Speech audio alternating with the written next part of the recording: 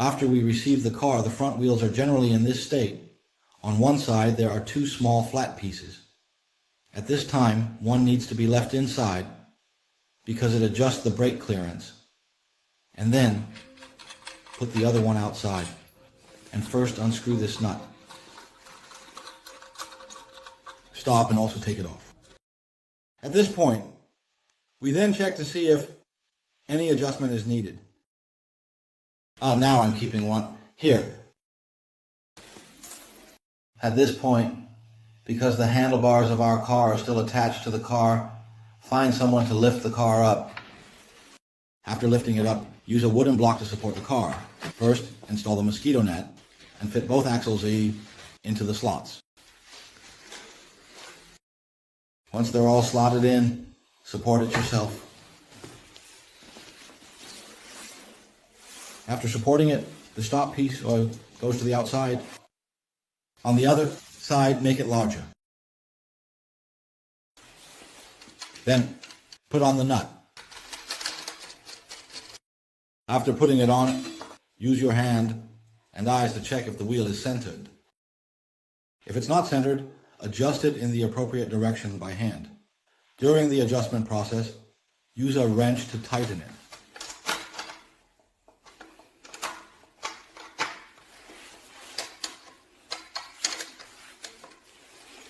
After tomorrow.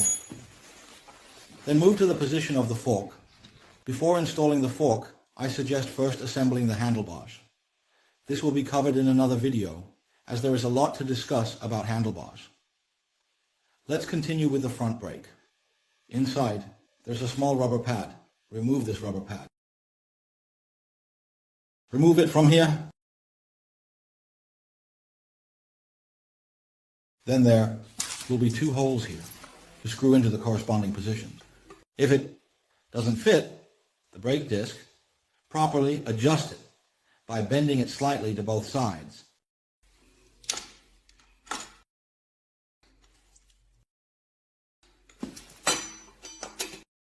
Fit it onto the brake disc and then attach all the screws.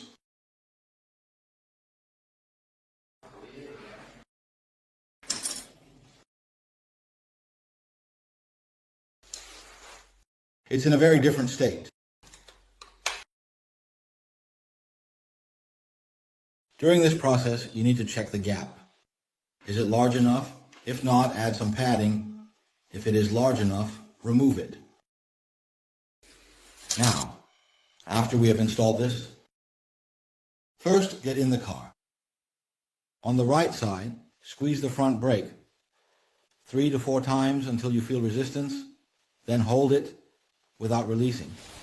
While holding it, tighten the 2 screws.